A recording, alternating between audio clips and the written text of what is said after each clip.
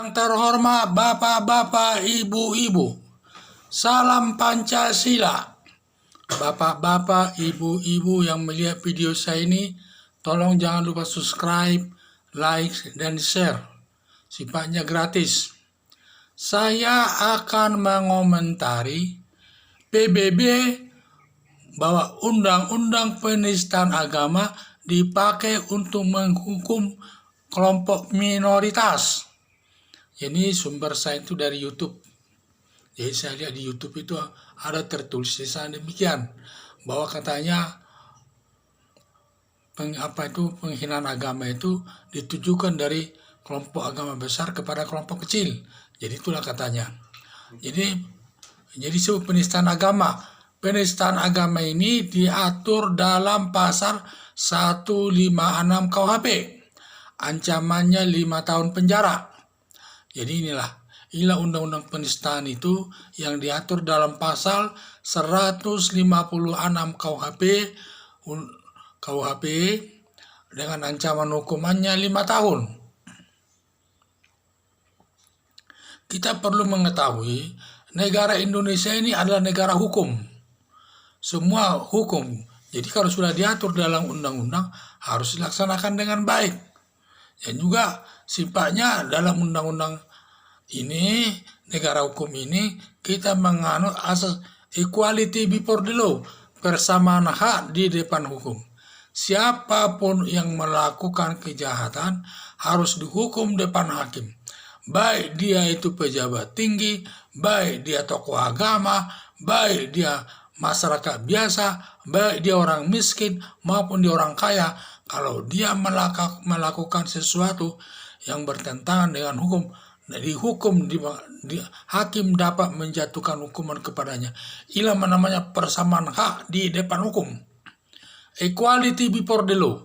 Jadi yang perlu dipertahankan dan ditegakkan hukum itu kepada semua masyarakat tanpa kecuali. Siapapun yang melakukan kejahatan harus dipidana. Jadi masalah ini, jadi hukum itu tidak boleh diskriminatif, memilih-milih. Kelompok ini saya hukum, kelompok ini tidak saya hukum, tidak boleh.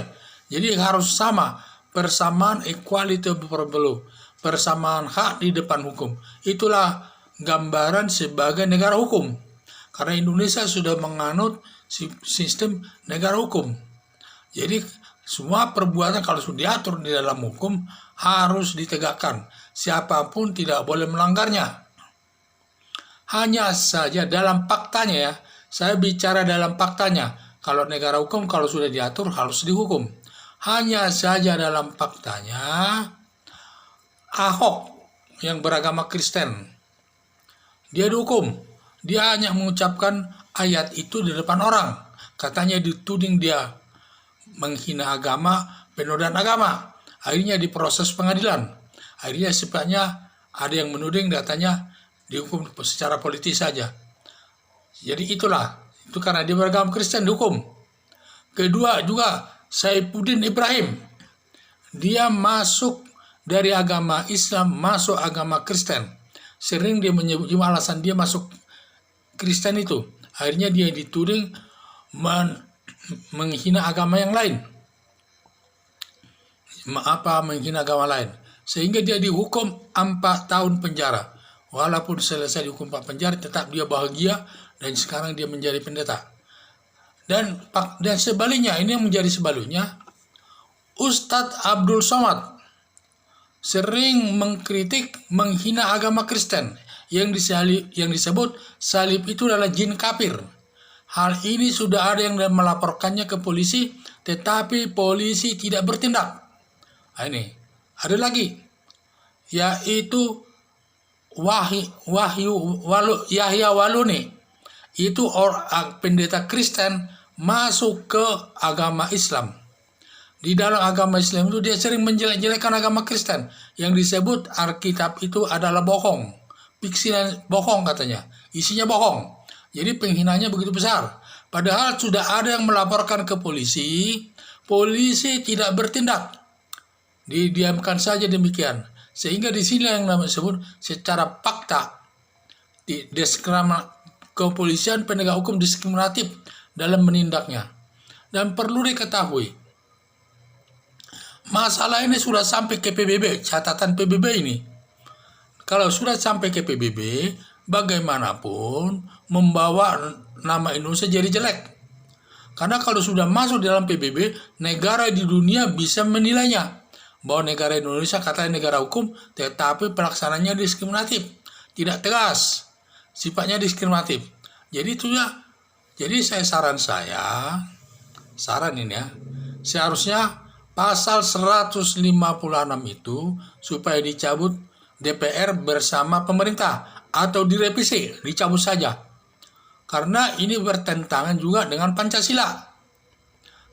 Jadi kalau nanti ini bertentangan dengan Pancasila, kebersamaan hak di depan hukum agama. Karena Pancasila dasarnya agama, tidak boleh saling menghina dan sebagainya. Dan juga kalau ada yang salah harus dihukum sama. Tidak boleh ada yang dibela, ada yang dihukum, dan yang tidak boleh. Karena ini masalah agama juga. Jadi akhirnya kita dibilang nanti tidak tegas bertindak. Di sini yang tidak bertegas bertindak karena ini kewenangan daripada kepolisian. Saya melihat kepolisian tidak tegas bertindak menegakkan hukum soal penodaan agama itu yang bertentangan dengan pasal 156 KUHP ini. Jadi sampai ada masuk catatan di PBB perlu mendapat perhatian. Kalau saran saya supaya pasal 156 ini direvisi saja demi persatuan dan kesatuan bangsa Indonesia, hidup toleransi sesama agama yang berbeda di Indonesia ini. Jangan kita membeda-bedakan satu sama lain. Jadi setiap warga negara apapun agamanya dan kita harus memperlakukannya sama. Kalau si A menghina agama yang lain harus dihukum, dan si B juga melakukan kesalahan harus dihukum. Jangan karena dia kelompok besar, dia menghina agama yang lain tidak dihukum. Tetapi kalau kelompok kecil dihukum. Ini tidak adil. Namanya ini diskriminatif. Makanya saya himbau supaya DPR bersama pemerintah melakukan revisi atas pasal 156 KUHP ini. Sudah perlu dicabut. Sekian dan terima kasih.